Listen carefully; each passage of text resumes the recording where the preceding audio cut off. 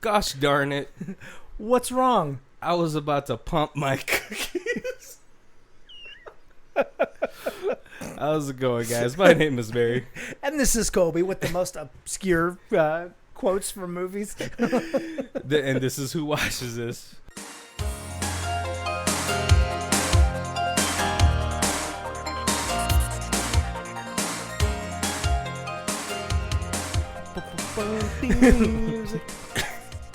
What's going on, guys? I hope you guys enjoyed last week's episode of Demonic Toys. Yes. And we are continuing the puppet train to this week.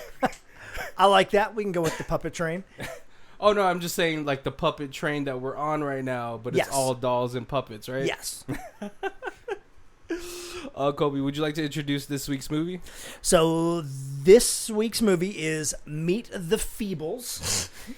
It is a dark comedy parody of basically of the Muppets. But it's not. It's more of a parody than it is a comedy. Oh man, I I think it's a dark comedy. Yeah, it has really dark content. It's definitely dark. It is definitely dark. Oh man, and so like one of the funny things is, as soon as I finished this movie, I had no idea who directed this until the title screen or the credit scene started, and it's directed by Peter Jackson. Yes. Colby, would you like to do his notable movies? He did, let's say, all the Lord of the Rings movies and the Hobbit movies. He did King Kong. Oh, yeah. He also did, which I think a lot of people forget, is 1996 The Frighteners with. Right. Yeah, Marty McFly. I just forgot his name. Darn it. What's his name? Marty McFly. Michael J. Fox. Yes. Which is like also like I think, man, we got to do that movie for like ghost movies or something. Yeah. I think it doesn't get enough love as I think it should. Definitely. I really enjoyed that movie. Yeah. But back to Meet the Feebles. So when Colby came up to me with this movie, I didn't check it out at all. I just saw the movie title or the movie box art for Meet the Feebles on Tubi, which is absolutely free if you guys want to go check that site out. Yeah. Go Tubi yet again. But I didn't know that I didn't know it was gonna be a musical. It's a musical like the Muppets TV show was, where it's mostly not, but then they have like some skits that have songs. Yeah, and I think for this one, it made a lot more sense because they work at a theater company. Yes. To have the musical parts in it, I was a little bit glad it wasn't going to be like Repo the Genetic Opera where everything was a musical number. If you guys haven't seen that yet, go ahead and check out episode 21 for our musical month. Oh, man. Colby, do you want to... When did you watch this movie first? Okay, so I saw this probably 20 plus years ago. You watched this like when it first came out? No, so it came out in 89. So I keep thinking it's like 89 was 20 years ago. I know I am. Yeah, so it came out when I was in high school. I did not see it then, but I probably saw it like late 90s, early 2000s. I think I believe I rented it. This is like a Blockbuster special or a... Were you just like, oh my god, a puppet movie I haven't seen? Yes, please. Right. I remember seeing something on like a late night show where the hippo character has the machine gun, and it like intrigued me. Like I was like, what? Muppets for adults? I didn't at that point realize it was quite so adult. It definitely is. I think we have to do a trigger warning for this movie because there's a lot of there's a lot of moments in this movie that doesn't age well. I don't know if like back in the 80s it was funny to to do those things. I think it was, and I think that it tries to make it funnier because it's doing it to basically to Muppets. Yeah. Where like it wouldn't necessarily be funny doing it to an actual person. Well, okay. like the flashback scene that was. Oh yes, Mr. Blatch was definitely a predator. Yeah, but that's it's hilarious that it's happening to Muppets, but it's like the same scene that could be in like a movie that would like depict the times. Yeah, like PTSD. You're right. Yeah. Or like, oh man, yeah, it was a lot of questionable moments. I guess like, yeah, like, you know, when I look back at it, there's that one scene from Revenge of the Nerds where what's it called? The guy with the glasses that hooks up with the cheerleader. Oh, yeah. There's that now looking at it as an adult, like I watched that movie as a kid, you know, which was like, oh, it's 80s hijinks, sort of like Porky's, but I shouldn't be watching this. Yep, yeah. But there's that one scene where they go into the bouncy house, and he tricks her into... Right, he's like, well, let's do it, but leave our masks on. Yeah. So, definitely telling for the times. Oh, so you picked up the movie, you saw the hippo girl with the machine gun. Right, and so I was like, oh, I gotta watch this, and then I don't even remember. I just remember like little pieces of it just always have stuck in my head, but I didn't even really remember how Muppety variety show this was. Yeah, it's definitely. It sort of feels like a Saturday Night Live pre-casting or pre-taping type of deal, right? With Muppets. Yes. Right, because I don't think I didn't really grow up on the Muppets, so I wasn't really. Okay, yeah, super familiar.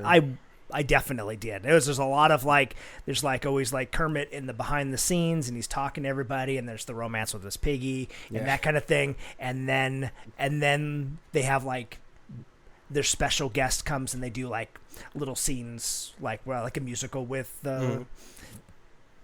Jimi Hendrix or whatever, Chevy Chase or whoever was the big person, the big ticket at the time. Yeah. So, why did you pick the movie for this week?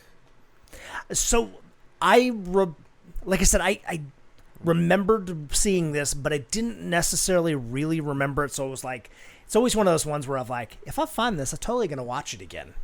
Because I just don't remember, and I wonder if I see things differently now that I'm an adult versus being like 20 early 20s. Yeah, I definitely see it different now. Yeah. Plus, like you said, like the times, like the things that happened in this movie were like pretty regular funny things that happened in lots of movies in the 80s that are very not PC anymore. Right. I think on the Twitter feed for our live tweet Wednesdays, I put that if this wasn't a movie with Muppets and like people in costumes, it would definitely be one of the dirtiest movies I've seen. Right. And I've seen movies like a Siberian film, and this doesn't come close to that, but it's like pretty up there. Right. Yes, if this was done with real people, this would not in any way be a comedy. It would definitely not be like a rated R. It'd be like one of those like NC-17 like type movies where it just goes straight to like DVD. Yeah, it's got the whole page of like warnings about this movie. Like trigger war, like it'd be like a good, like before the movie started, it'd be a good 2 to 3 minutes of trigger warnings. Yeah, yep. Because there's a lot of themes to cover in this movie in an hour and a half that it had the runtime with. Yeah, we're not gonna be doing our normal like play by play of the movie, just because it's very. There's so many things going on. Yeah, there's like 12 different storylines kind of going on at the same time. Yeah, and then it's like. Has a bunch of taboos in it Right. You know, which like each of them could be a movie on their own. Each subject of those things could be a movie of their own. So I figure we're gonna do it like this. We're gonna talk about what we usually do at the end of the film, is our most memorable or favorite moments, but we're gonna change it into like notable moments of the film that we think about. So did you want to go ahead and start with one? So it's almost like notable characters. Like, I thought that they did a great job with The Fly. Oh, The Fly is the most disgusting thing on it. But he's almost like the most real character. Oh, like, as far as like a reporter. Yeah, he's like this dirty reporter, but he's a fly, so like he's like hovering around toilets, but he's all about getting the scoop, the Inquirer scoop, or the TMZ scoop of like all the dirty stuff of what's going on behind the scenes with. Oh god, it's just like they made him the grossest character. They do have a couple times where they zoom right up on him as he's eating poop. Oh. Well, it's like I was mad because he was eating chili and then shoving it into his little Muppet mouth, but then he's in the toilet and it's just like, oh, that's poop. And then he's like talking about carrots. Yep. Oh, that was probably... See, like, that's one theme right there. Scat. You know, that's a disgusting theme movie on its own. Well, you know what we should do is talk about the most notable characters, like you said, and so I'm gonna open it up with Heidi. Yep. Oh man, she's very reminiscent of like those 1950s like fabulous movie star type of people, right? You know, she's like, of course, like she was like she's the leading lady in this production and everything. And then so she has her own complex storyline. And if this was just a movie about her, I feel like it would have been more of a psychological downward spiral for her. Right. Yes. Right. So it would be very like Black Swan-ish type of like a psychological breakdown. Right. But she is gross. Well, like, it's funny because a lot of the people that are actually people in like costumes kind of look like Power Ranger villains. I was thinking that same thing too. And you know, she has like her own very complex storyline where she's pretty much groomed by Mr. Blatch, who is the owner of the theater company. She was recruited when she was 16. Right. And you know, and he's like, oh, you know, when do you turn 18? but then in the same moment, he's like, oh, but your lips look so kissable. A little molesty. Yep. Yeah. But also, what was she doing? I guess it was okay for you to be 16 and in a jazz club. Oh, right, because she's a performer and not working there. She's not necessarily drinking or whatever. She's drinking. But whatever. Yeah. But yeah, she's probably one of the more. If this movie had a main character, she's pretty much it. Yeah. Oh yeah. Do you have any moments of her that you want to talk about? But it's interesting that they show a lot of her and then they do that flashback and they show that like her coming up and first meeting the walrus. And Bletch.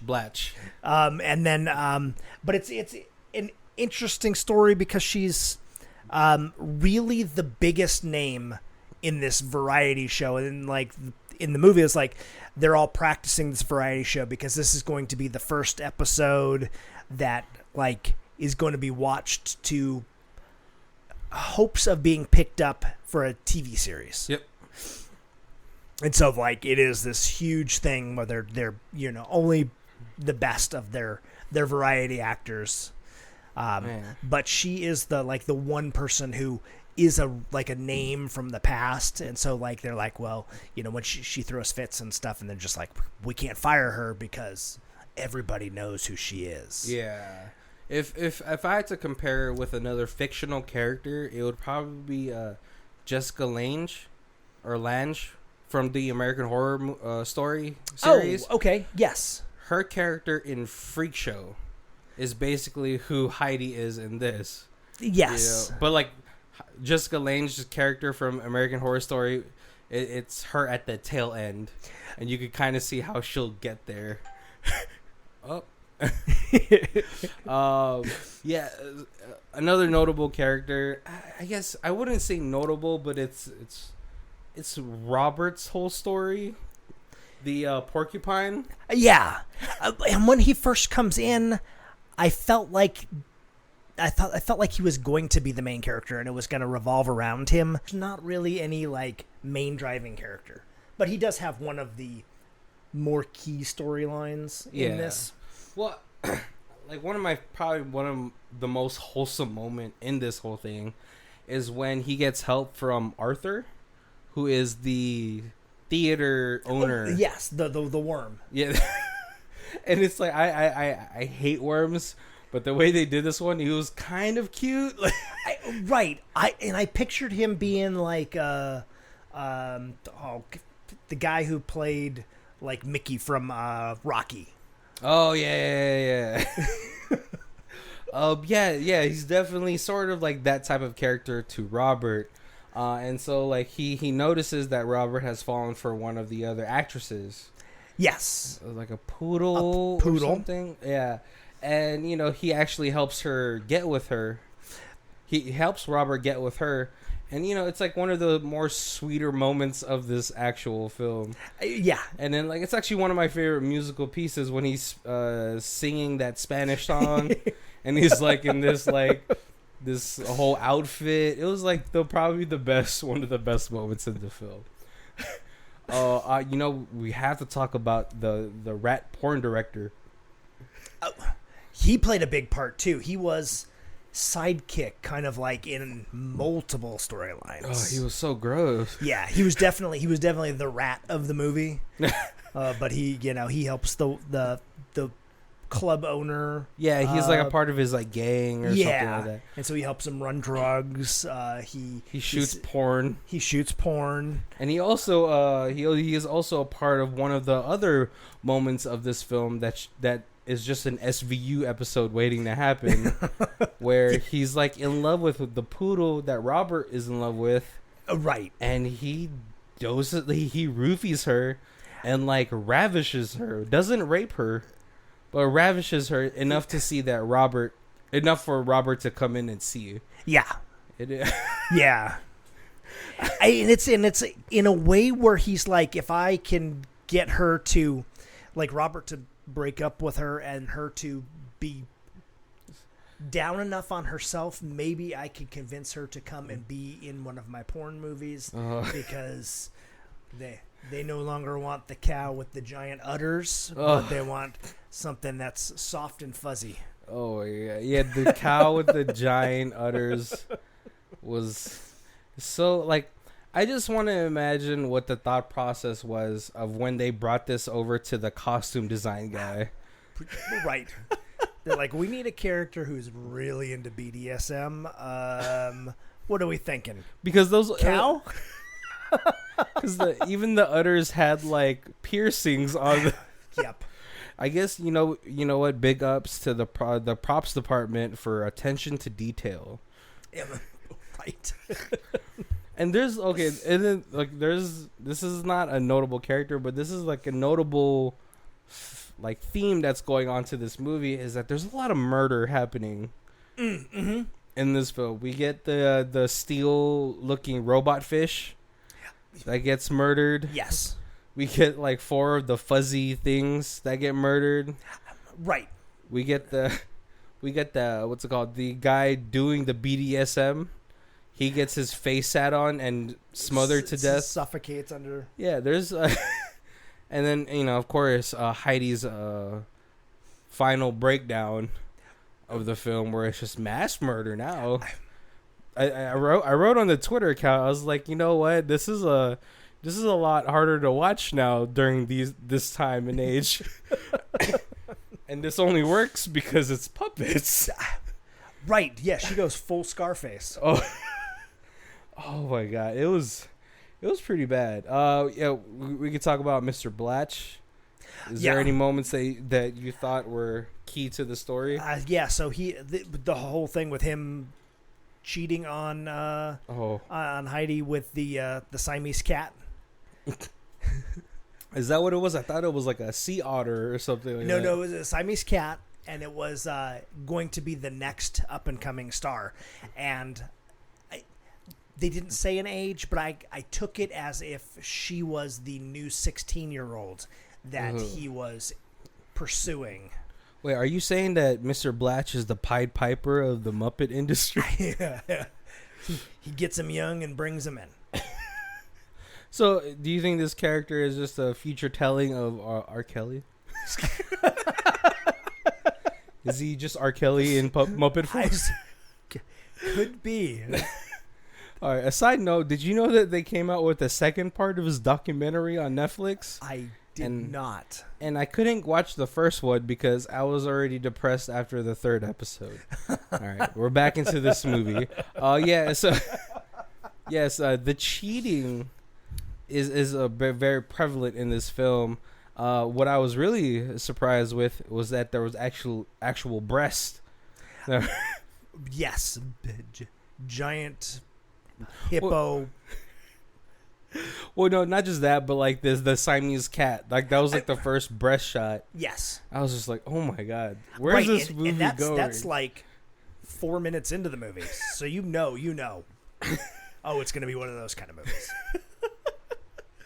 Yeah, and then they start bringing drugs in.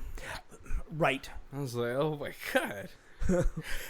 And then they snort the bad coke, but it's laced with borax, and so they end up melting like Roger Rabbit with the goop. Oh yeah, they had the anteater try it, and it just like singed off its nose, and he died. And then, like, I think the raccoon or whatever it was that was dealing them that. Yeah. Also, yeah, it was. And then, like, they had like this whole drug scene where they go to the port and they actually get the real drugs. But then, like, you have this like pit bull that's like killing crabs and crustaceans. And then stabbing a warthog. And then at the end, and then they meet Mr. Big. And he tries to eat them, so they drive their car through him, in his mouth, at his butt. Well, like the best part of that whole sequence was the rat asking which way to go, left or right, while they're inside of him. Yeah. And then Mr. Blatch is like, just go where the light is, which, like, it's not a good plan because he could just go back into the water. Now you're just stuck in the water, right? Especially in a car. Oh man, there's so many moments in this film that is not okay. The super gay fox, who is the like the band director. He's the guy who's he's like the director for the actual show. Yeah, making sure everything is running. The stage director, I guess. Yeah. But yeah, he's fun because he is like so obsessed over making the show happen that, like, even at the end of the movie when the show is going on and everything's going wrong, he's just like, he's still just, the show must go on. Who cares if somebody just died? That's now part of the show, the throwing accident. Well, he's just being a professional, Well, I mean, like, to him, it's probably like he's so close to his dream, right? That But what did you think about his musical number? Yes. What? I can't remember if it's I Enjoy Sodomy or yeah. And how everybody else should as well. So it's funny because in this movie he talks to Mr. Blatch at the beginning of the film, sort of like towards the middle, and he is like, "Well, I think we have room to fit my number in." Right. And you don't know what the number is because Mr. Blatch reads over the lyrics and he's like, "Yeah, no." Right, because this is the episode to get them on like national TV. Yeah, this is supposed to be like this family-friendly Feebles show. Yep. But it really sounded like a song that could have been written by Trey Parker and Matt Stone. Yes, I was thinking it was a very South Parky song. Right? It's very Mr. Slay. But you know what? Like, if it wasn't, but excluding the content of the actual song, it was actually pretty catchy. Right? I mean, there's other little like storylines in there. We have like the blue elephant storyline.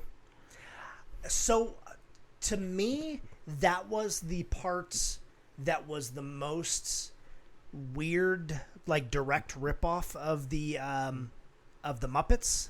Mm-hmm. Because in the Muppets, you have Gonzo, who's the blue guy with the giant hook nose, and here you have the elephant with the giant blue trunk.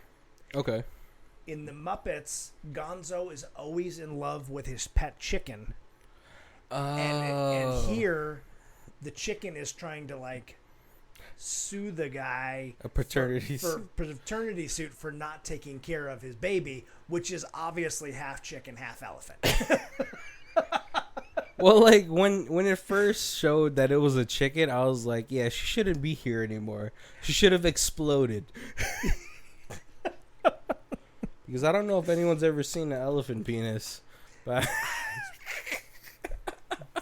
He must have been very gentle. Just a tip. Well, is there any other characters that we're missing? I'm trying to go through it right now. The STD rabbit. Oh yeah, that's who I was gonna introduce next. So before we get to talking about him, I wanted to talk about the scene where the anteater is looking through the peephole and is watching him have a three-way. Okay. There's scenes where like he's watching them, and as he's watching them, there's white liquid dropping from the floor. Yeah. But it's coming from his mouth, so are we supposed to assume that it's his drool? Or am I just not very knowledgeable of a anteater's anatomy? I wasn't sure on that either. Let's go with drool. It's a little less disgusting. Yeah, and I also don't want to have it on my Google history of how an anteater orgasms. Oh, yes, the STD rabbit. I guess, like, you know, he's a very, what's it called? One of those typical characters of, like, a stage production or SNL. I'm pretty sure, like, productions like that have, like, the Playboy character. Right. And, of course, he's the rabbit, and they always make jokes about humping like a rabbit.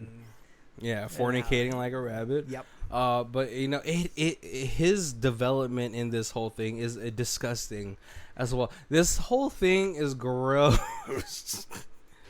And so, what's it called? For the time, 1989, you know, when he gets starts to get sick, he asks the doctor, what is it? The doctor says, it's the big one.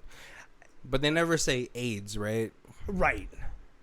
And so, but he's like going through this like physical breakdown where he's getting sick. There's like pus and boils on his face. Oh god, it was so gross. Like, I'm pretty sure they used pea soup when they like bursted one of those things into the mirror. Yeah.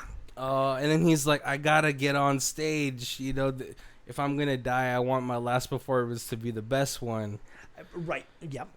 So he gets on stage and proceeds to Exorcist style vomit all over the. Oh my god, it is bad. Yeah. But it's a lot of vomit.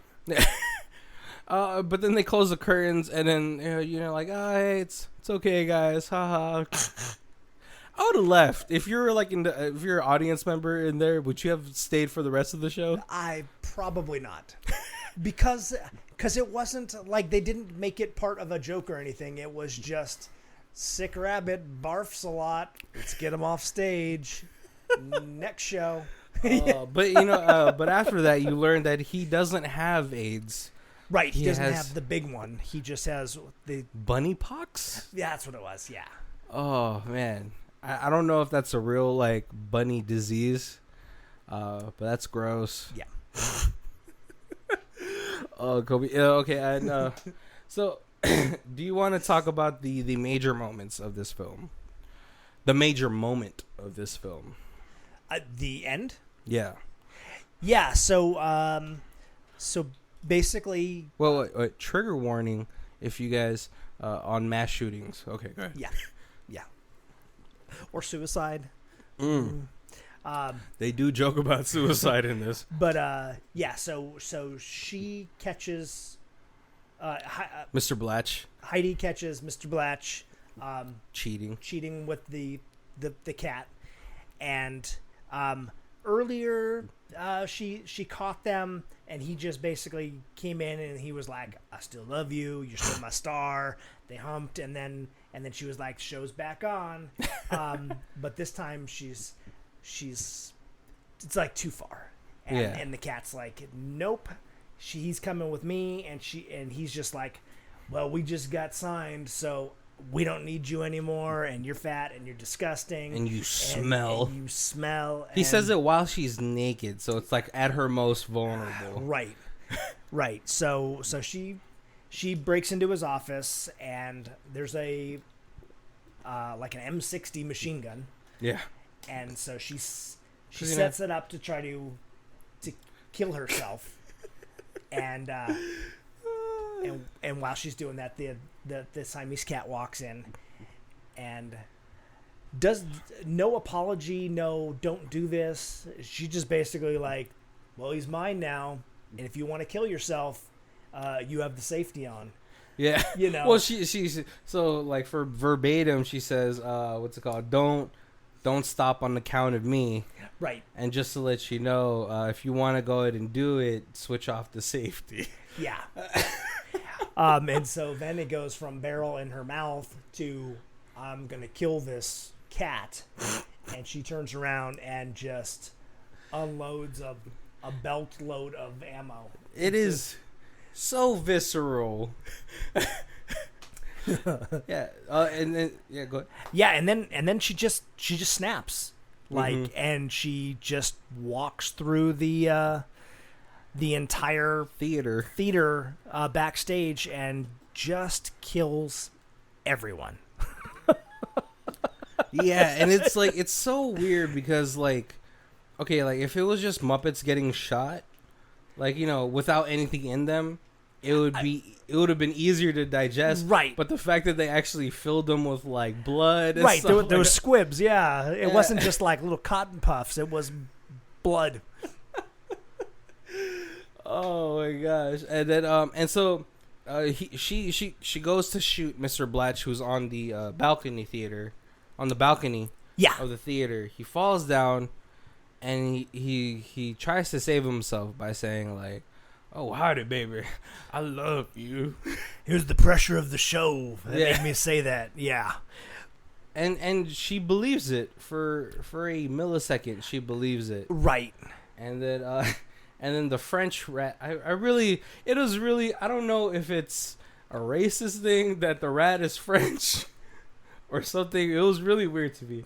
But he ends up like shooting her in the leg or something like that. Yeah. And that kind of snaps her out of it. Yeah.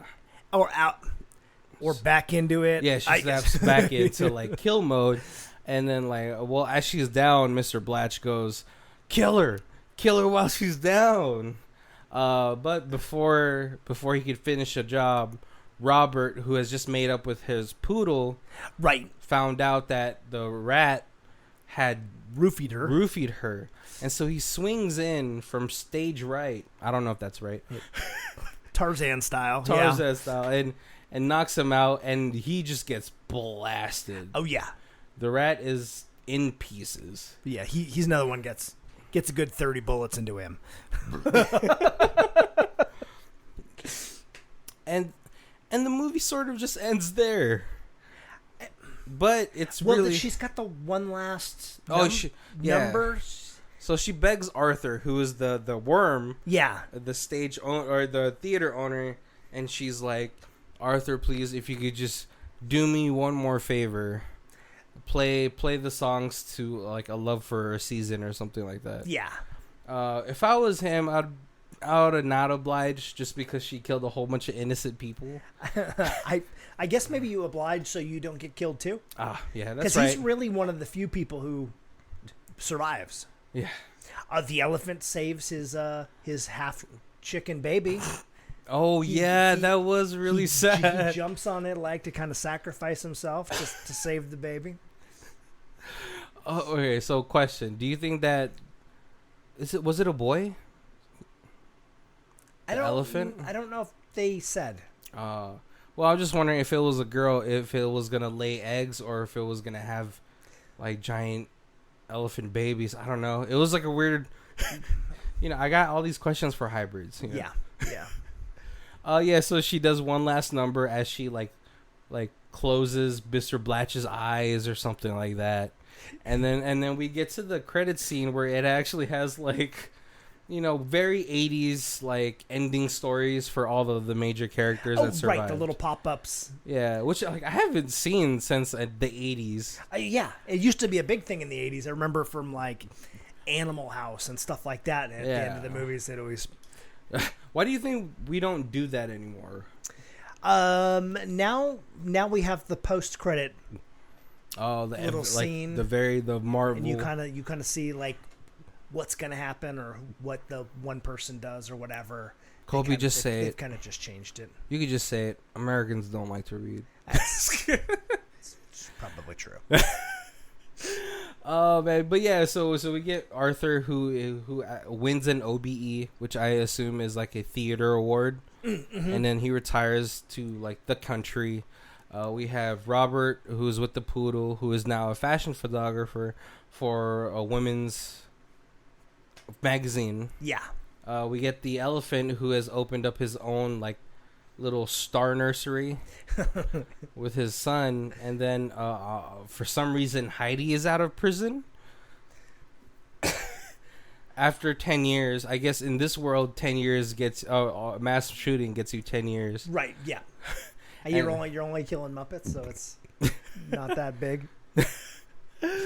Oh, Kobe, did you have any favorite parts for this movie? Let me see if there's anything that's like that we haven't talked about.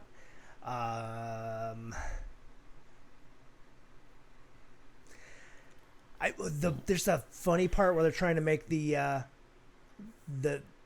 play golf and make the drug deal at the same time, and for some reason, Mr. Blatch has the bulldog, and then the drug dealers have the warthog. And in my head, it was totally like Bebop and Rocksteady from Teenage Mutant Ninja Turtles. I had to even look it up. I was like, did one of them steal it from the other one? They both came out the same year, but I don't have dates on either one. Just like both of them. The movie came out the same year as the Bebop and Rocksteady were introduced in...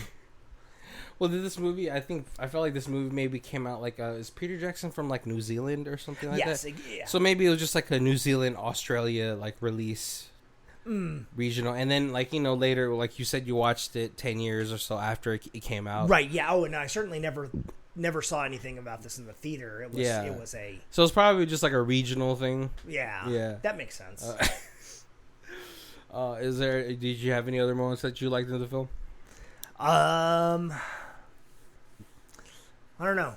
Let me think here for a second. All right. Well, something else that we hadn't talked I'll go. about. Like one of my favorite moments, like I said earlier in this podcast, is when Robert serenades the puppet or the poodle with his like Spanish song. That was like a cute moment, and like right now, I hate to admit it, but the moment that keeps sticking in my head is the fly eating poop. Like it is so gross. It is so disgusting, but it's all I can think about. Because it's just like the animatronic. I don't know if it's animatronics or they did really good close-up shots to make up for like not being animatronics. Right, and when they did the fly, they always were like super close on his face. Yeah, it's either super close or super far away. Right. And so I think the only thing motorized about it was its wings, because as it's flying, it's like flapping rapidly. That's probably one of the grossest, but I feel like it's like the most realistic type of moments in this film. Oh man. And then you see the part where, like, after he takes the pictures of the rabbit with the STDs, he's developing film, but it's also still in the bathroom, but he's developing it, like, in the basin above the toilet. Above the toilet. Yeah, so like, and then when they caught him, they were like, how do we catch the fly? How do we catch the fly for spreading this story? And they walk in there, and they're like, it's all the woman's dressing room. Yeah. And he's like, okay, who clogged up the toilet? It's a big, giant, steamy pile in there. And then all of a sudden, the fly's like, what? Let me go check it out. And that's when they catch him. Oh, they had a really good, like, mob-ish type of line where, like, as he's as Mr. Blatch is ripping out the wings, he's like, look at this left side reporter. And, like, I hated how much I laughed at that line. And then, like, they do what I do with bugs as well. I flush them down a toilet. Right. Because I'm scared that, like, they'll regenerate in my trash can. They'll climb out and they'll just be like, I only have one wing, but I know where you sleep. I'm going to fly in your mouth. But, I do have to talk about the work that they did on this whole thing with, like, the puppetry and, like, the mixing of the puppetry with, like, people in actual, like... yeah. I think it was really well done. I don't know if, like, he got some people from the Muppet actors to do this. I don't think so. I don't think that they would be okay with that. But, yeah, I mean, it is Muppet quality puppetry.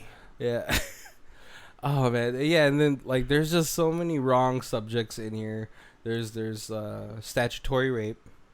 Oh, and then there's like we kind of, like, glazed over, but with, like, there was the lizard who was in Nom.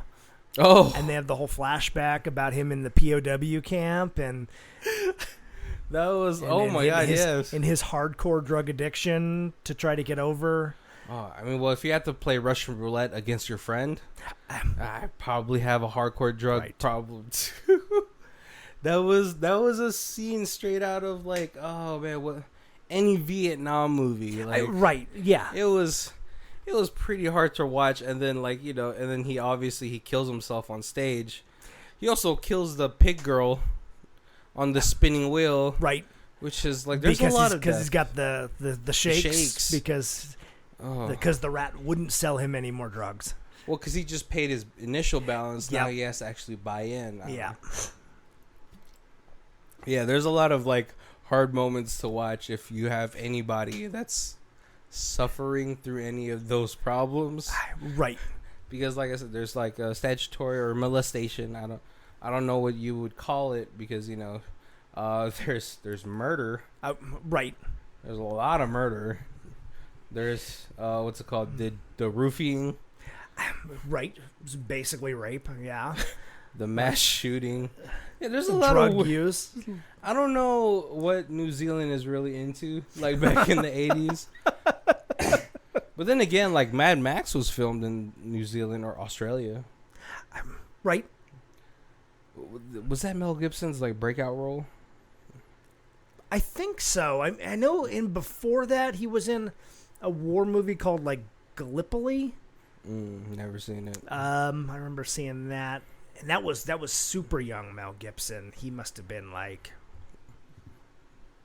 maybe 20. Man.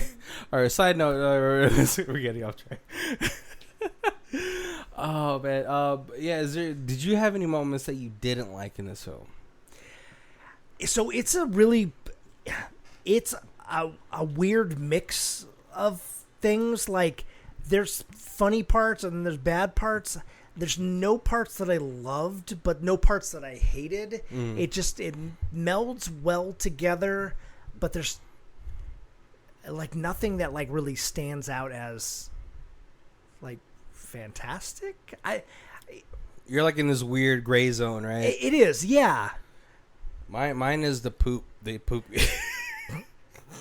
It is both my favorite and my most not my favorite. It is both like a very memorable moment and the moment I will hate for a long time. Yes.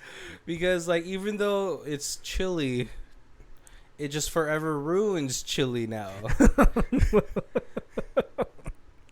It's a little hard to watch, and I just got into eating chili dogs, so it's really upsetting for me.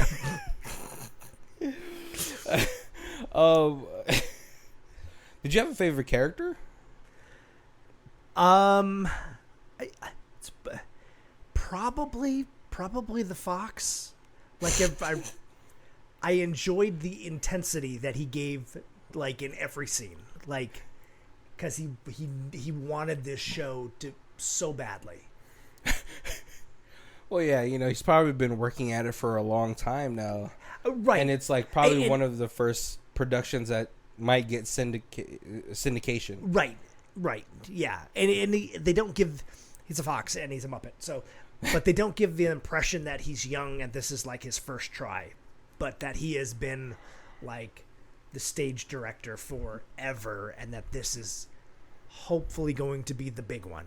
Right. Yeah. Man, my favorite character is probably Arthur, which is like the worm. I don't know, just because he gave off such a fatherly figure feeling, right? But it was also cool because like, he was like smoking cigarettes, and in the midst of all the chaos, he's still like just that chin up boy kind of. Yeah, he's oddly well. I guess I don't know how I would act in a mass shooting, but he was oddly calm. I guess maybe he's just like, well, I should be calm, otherwise I might agitate her and she might start shooting again. But I think it's just like, I think it's probably one of my favorite characters in this whole film, just because they found a way to make a worm kind of cute. There's been many depictions of worms. Mostly I've seen like the animated versions of tequila worms, and those are always kind of already gross to me. Yeah, I don't get the whole tequila worm thing. Yeah. But yeah, he was probably, and I think he had like a buzz cut, which is kind of funny to me. Yeah, and always smoking. And he doesn't have arms, so there's a scene where he drops a cigarette, and then he's trying to pick it up with his mouth, but he can't. But the French rat came and put it, what's it called, a lit side in. Yeah. I also kind of want to know how I guess it's pretty easy to do that effect where he was smoking. They probably just put like a little smoke machine inside the Muppet and had it go through. Yeah, because it's funny, like it's a really like small thing, but when he starts to smoke the cigar, they never showed the lit end. Oh, okay. The smoke is just coming out, which is like, I don't know. It was just, for me, it was kind of funny. I was like, oh, that's kind of smart. Oh, Kobe. So yeah, we're gonna go to our rating section of the podcast now. If this is the first episode you guys have been with us, the way we rate movies is by 4 categories, which is stream it, DVD it, Blu-ray it, and ultimate box collection. Well, I guess you could put in the ultimate box collection, you can probably put Peter Jackson's like less obscure, like more obscure films. Like there's a cyborg movie that he did or something like that in '94. Okay. I don't know if I put Frighteners in here as an obscure movie, just because you have Michael J. Fox in it, who was super big at the time. Yeah. So, but yeah, let's say like we'll put 3 of his obscure movie titles in the ultimate collection. That might make it interesting. I definitely we streamed it on Tubi, and while it's there, I definitely recommend everybody watch this. Love it or hate it, it's one of those ones. It's I feel almost like it's like the movie The Ring. It's bizarre enough that like I have 7 days to make somebody else watch it, so the curse doesn't come after me. Right, or else you might have a cow dominatrix girl sit on your face, and that's how you die. Right. And they're like, didn't you feel her? Didn't you feel him underneath you? And she was like, oh, I thought it was a hemorrhoid. Oh my god. That's so gross. I feel like if you have a hemorrhoid, all sexual activities is out of the table. Oh my gosh. So yeah, where are you putting this on the scale? I definitely have to add this into my collection. Because yeah, this is one of those ones where love it or hate it, you just got to share it. This is. Well, like what you should do, right, is like from the group that we have of like people that like to watch all these bad movies. Yeah. Is like find the ones that really love Muppets and ruin it for them. Right. We'll get a mix. We'll get the people who love the Muppets and ruin it for them, and then we'll get the people who are scared of puppets, and this is just going to be like a horror movie. Well, yeah, especially the fact that they put like squids or squibs in them to make the body parts blow up. Oh god, remember when like they had like the little fur balls get squished, and then you had the French rat eat it, and he's like, "Ooh yeah, meat patties." There's so many gross moments in this movie. Right, because they are like bloody little pancakes once they get rolled over by like a barrel. Yeah, they get because then like the elephant threw them out because they were like fucking up his room. And they were peeing on the floor. Oh Jesus! Like yeah, and then they actually showed the pee. Yep. Which is the worst part. The other gross part is when the elephant started peeing at the urinal, and the other two things were in there. Right. Yeah, I forgot about that. Oh, you know what is a funny line is when they bring the anteater in to do the porno, the French rat like pantses him, and there's like puppet dick. Yep. And he's like, "Man, come on, get hard!" And he hands him some panties. Yeah. And the cow goes, "Oh, not another panty sniffer!" Next thing you know, he's gonna want me to pee in his mouth. You know what? If I have to say one thing that's great about this movie, it is the dialogue. And actually, the musical numbers. I actually quite enjoy the musical numbers. Right. Well done. All of them. Yeah, and I also think it's because it's like to me they remind me of like again like the South Park like music scores or even like a freaking Family Guy. Oh yes. So it's just it's very raunchy, it's very dirty, and it's all around a good time. But yeah, so are you gonna put it in your Blu-ray or are you gonna put it in the DVD? I think probably DVD. I look at the Blu-ray. I would bet that they have a both old and new interview with Peter Jackson on the Blu-ray. I'm sure that they probably have an interview with him or like some snippet with him when it came out. Yeah. But I would almost guarantee that they would, when they remastered it to put it on Blu-ray whenever in the last few years, that they were like, okay, now that you are a world-renowned director, producer, tell us about this movie. Do you think he's just like, no, it was just like someone actually did it. They just used my name. Or do you think he'd be proud of it? I feel like that he takes credit for what he does.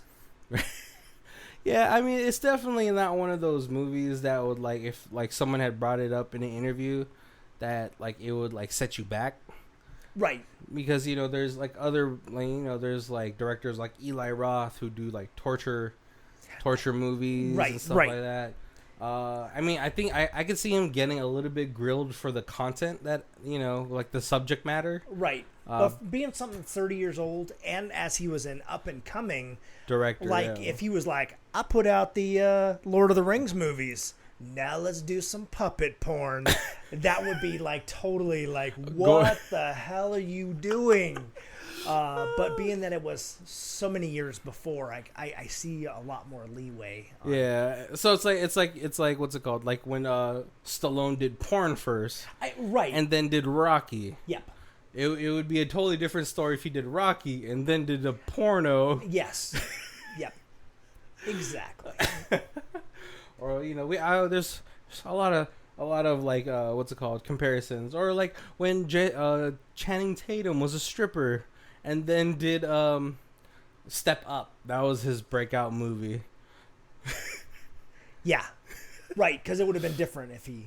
Or when Cameron Diaz did a softcore porn and then did The Mask. I like how a lot of actors have done like some sort of porn. Right, yeah. Yeah, so you felt like it was a good, like, for him doing this movie and then going into like the early 2000s and doing the Lord of the Rings movies, it was a progression rather than a decline, right? Yes. Oh, absolutely. Yeah, because he did the Kong movie, and then that was certainly a huge step up, and then the was it Kong with Jack Black and Adrian Brody? Yeah. That movie was so boring. It was so disappointing for me. It was a little too long. Yeah, it was, to me. It felt like, oh man, when I watched Ang Lee's version of the Hulk, too long. It was too long. Yeah, but I mean, I do like those actors. I love Jack Black in things, right? Except, well, in King Kong, he was more serious, right? Which is weird. Yeah, he shouldn't do that.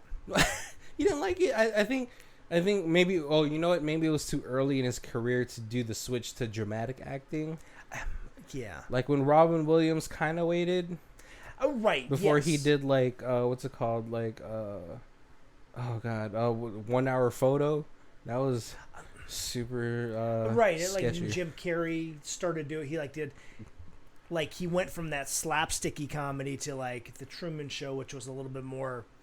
It was still a comedy. It was still comedy. It was like more of like a dark comedy though. Yeah, right? and then he kind of went into some serious roles. Yeah. And then he actually did a horror movie, right? Did he do the horror movie about the number 13? Oh, the number 23. It wasn't. I guess it was like a psychological thriller.